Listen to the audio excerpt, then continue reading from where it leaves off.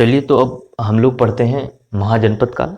हमने अभी तक जो चीज़ें पढ़ ली हैं वो सारे वीडियोस अपलोड हो चुके हैं, तो आप उनको एक बार देख लें और इसके बाद हम महाजनपद काल पढ़ते हैं। इसमें बहुत सारी ट्रिक हैं और जितनी चीज़ें ट्रिक से हम पढ़ रहे हैं इससे बाहर नहीं पूछेगा यूपी ट्रिपल एस सी पे, तो हम लोग इन पे थोड़ा सा और फोकस करते हैं और इन्हीं चीज़ों को अगर अच्छे से पढ़ लें तो इसके बाद हमें बाहर से कुछ पढ़ने की ज़रूरत नहीं है। तो सबसे पहले महाजनपद काल की बात करते हैं।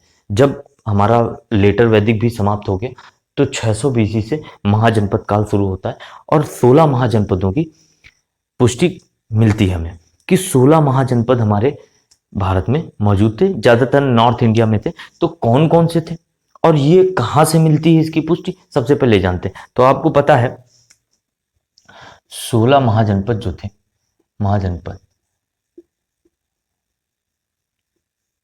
इनके बारे में जानकारी हमें मिलती है दो ग्रंथों से। एक तो बौद्ध ग्रंथ, एक तो बौद्ध ग्रंथ है और एक है जैन ग्रंथ। जैन ग्रंथ, बौद्ध ग्रंथ जो है, बौद्ध ग्रंथ में आप जानते होंगे एक ग्रंथ है सुत्त पिटक।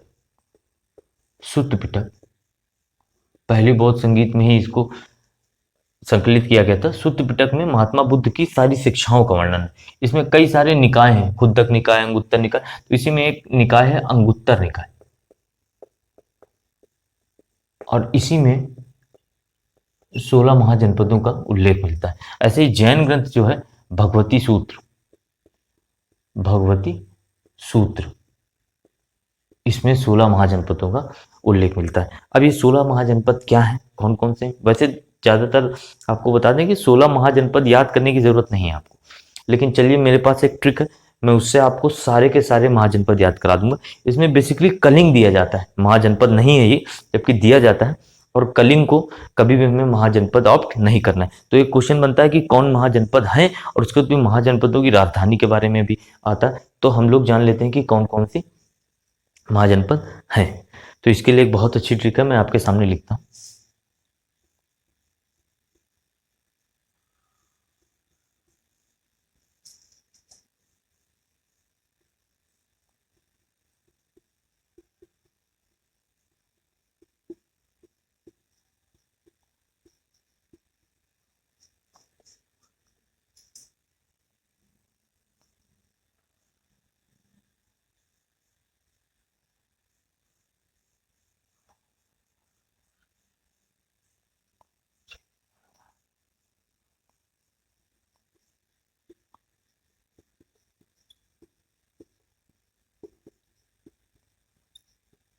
देखिए कौन कौन से हो गए, 1 2 3 4 5 6 7, ठीक है। उसके बाद काशी कौशल,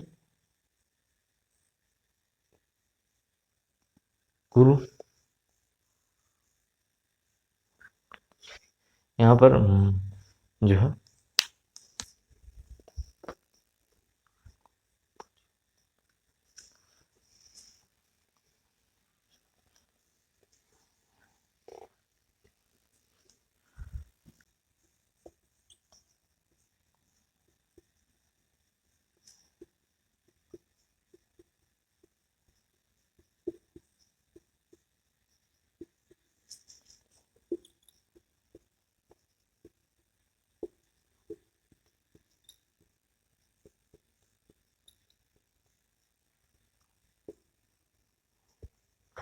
अश्वगंध, काशी कौशल, मल्ल, चेदी, गांधार। इसमें देखिए 1 2 3 4 5 6 7 8, ठीक है। और उसके बाद फिर इसके बाद नीचे की लाइन जो है वो है सूरसेन, कुरु, फिर यहाँ पर भी दो है कोजी, चलिए सूरसेन, कुरु, कोजी, अवंती, मत्स्य, वत्स, मत्स्य, वत्स, और यहाँ पर पांचाल। ये देखिए ये 16 महाजनपद हो गए। अगर आप चाहें तो इनको गिन भी सकते हैं। यहाँ पर ये है अस्मक, दो लिखे हैं अस्मक और इसके बाद मगध, मगध, और यहीं पर एक और है अंग, अंग, अंग, अश्मक और मगध, काशी, कौशल, मल्ल, चेद और गांधार, ये सारे अलग अलग हैं। उसके बाद सूरसेन, कुरु, कोजी, यहाँ पर दो हैं, एक है कंबोज और एक है वज्जी, वज्जी महासंघ था, ठीक है। इसके बाद अवंती, मत्स्य, वत्स्य और पांचाल। तो आप देख रहे हैं कि हमारे सामने कितने तरह के ये महाजनपद दिए हुए हैं। तो 16 आप गिन सकते हैं, 1 2 3 4 5 6 7 8, और 1 2 3 4 5 6 7 8, तो 8 8 16 हो गए। इस तरह से 16 महाजनपद आप आराम से याद कर सकते हैं। कैसे? आसानी से। अश्मगढ़, काशी, कौशल, मल्लचेद, गांधार, सूरसेन, कुलकोजी, अवंती, मत्स्य, वत्स्य, पांचाल, ये है 16 महाजन। अब हम जान लेते हैं इनकी राजधानियां, क्योंकि ये भी बहुत पूछी जाती हैं, तो राजधानियों के बारे में भी जान लेते हैं, और ये भी जान लेते हैं कि कौन सा महाजनपद इंडिया में थे और कौन से महाजनपद बाहर थे। तो ये हम इसी में जान लेते हैं। 2 महाजनपद ऐसे थे जो इंडिया से बाहर थे, एक था कंबोज और एक था पांचाल, एक था गांधार, सॉरी, एक था गांधार। 2 थे कंबोज और गांधार, ये दोनों जो थे ये जो है भारत के बाहर के, ठीक है। बाकी ये सारे इंडिया के। तो अब हम जान लेते हैं कि कहाँ कहाँ पर कौन से थे और इनकी राजधानियां क्या थी। चलिए,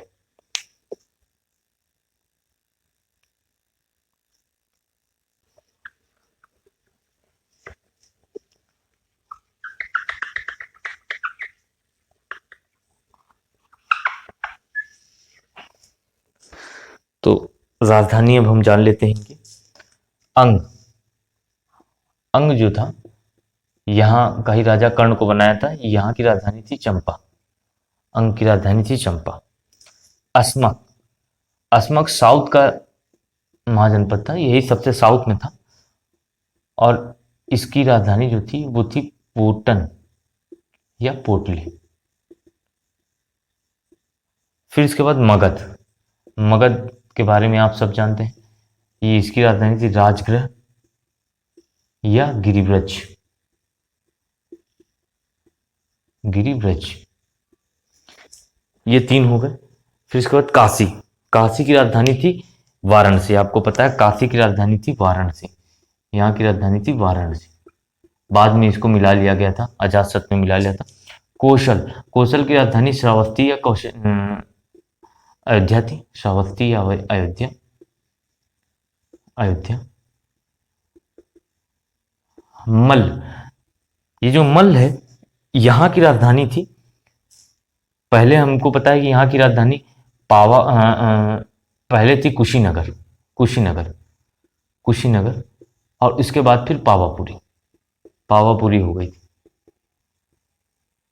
फिर चेद महाजनपद, यहां लिख देता हूं मैं, चेद की राजधानी जो थी वो थी शक्तिमती या सोथिमती, शक्तिमती या सोथिमती, सोथिमती, ठीक है, चेद की। फिर गांधार, गांधार उस समय शिक्षा का केंद्र हुआ करता था, और गांधार की राजधानी थी तक्षशिला, तक्षशिला, गांधार की राजधानी तक्षशिला हुआ करती थी। फिर सूरसेन, सूरसेनी लैंग्वेज भी है, सूरसेन मथुरा के पास था, सूरसेन ये मथुरा के पास था, मथुरा। फिर कुरु, कुरु ये दिल्ली मेरठ के पास का क्षेत्र है, दिल्ली मेरठ, इसकी राजधानी थी इंद्रप्रस्थ, इंद्रप्रस्थ, हस्तिनापुर यहीं पास में था। फिर यहां पर 2 है कोजी यानी कंबोज और वज्ज। देखिए वज्ज महाजनपद जो है इसकी राजधानी थी वैशाली, वैशाली, और जो ये 8 महासंघों में विभक्त था, और कंबोज जो था इसकी राजधानी थी हाटा। फिर अवंती, आपको पता है इसकी राजधानी थी महिष्मती, उज्जैन के पास था महिष्मती। फिर मत्स्य, मत्स्य जो था इसकी राजधानी थी विराटनगर, ये राजस्थान का शहर है विराटनगर, जयपुर। वत्स, ये कौशाम्बी, इलाहाबाद के आगे कौशाम्बी। पांचाल, पांचाल की राजधानी आपने सुना होगा पांचाल नरेश, अहिक्षत्र या कामपिल, अहिक्षत्र या कामपिल। तो आपने इस तरह देख लिया कि ये 16 महाजनपद, उनकी राजधानी हमने कितनी आसानी से याद कर ली। कलिंग यहाँ पर कहीं पर भी नहीं। अश्मगत काशी कौशल, मल्लचेद गांधार, सूरसेनपुर कोज्यवंती, मत्स्यवत्स पांचाल। इस तरह से हम 16 के 16 महाजनपद याद कर सकते हैं। अब हम आते हैं और इसमें जो है कुछ चीजें जानते हैं पहले महात्मा बुद्ध के बारे में, क्योंकि महात्मा बुद्ध से यहाँ पर बहुत क्वेश्चन बनते हैं। और महात्मा बुद्ध के बारे में जानने से पहले हम जान लेते हैं कि ये जो मगध राज्य बना, मगध में किस हिसाब से राजा के क्रोनोलॉजिकल ऑर्डर है, यानी कौन सा राज्य पहले बना, कौन सा डायनेस्टी पहले आया, फिर बाद में फिर, तो इनके बारे में भी एक बहुत अच्छी ट्रिक है। मैं पहले वो डिस्कस कर लेता हूँ, इसके बाद हम लोग जो है महात्मा बुद्ध पर चलेंगे। तो मुझे लगता है ये आपको समझ में आ गया हो।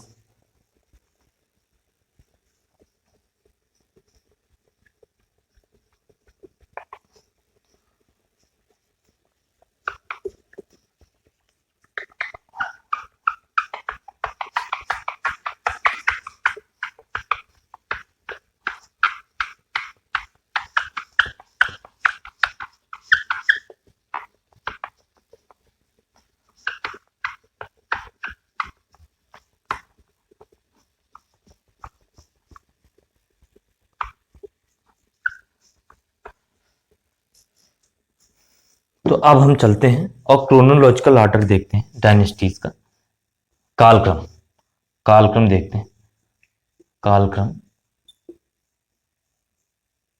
डायनेस्टीज का, डायनेस्टी यानी कि राजवंशों का, राजवंशों का कालक्रम देखते हैं क्या है। देखिए इसके लिए एक बहुत अच्छी ट्रिक है।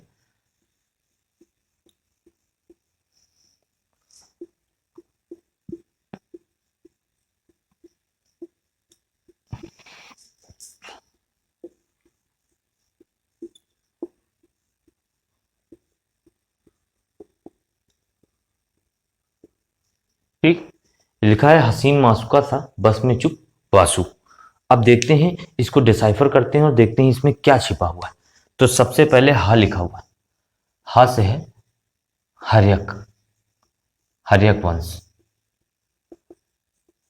फिर सी और इसे शिशुनाग, शिशुनाग वंश। फिर ना से आपको होता है नंद वंश, नंद वंश। फिर मौर्य वंश, नंद वंश के बाद आपको होता है मौर्य वंश आए। मौर्य वंश के बाद शुंग वंश, बृहदत्त कुमार के पुष्यमित्र शुंग बने थे राजा, शुंग वंश। फिर इसके बाद का से कणु वंश, कणु वंश, का से कणु वंश। और इसके बाद ये है सातवाहन, सातवाहन वंश। ये मात्र सत्ता प्रधान था, इसमें जो है हमेशा लोग जितने भी राजा हुए उन्होंने अपने नाम के साथ माता का नाम जरूर लगाया। अब इसके बाद ये तो वंश हो गए। अब इनके पहले जो राजा हुए हैं वो तो बा शब्द जो यहाँ पर है वो बिंबिसार को बता रहा है, बिंबिसार।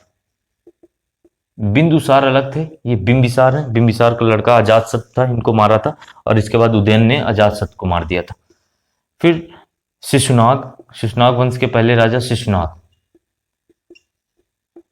फिर नंद वंश के महापद्मनंद, महापद्मनंद।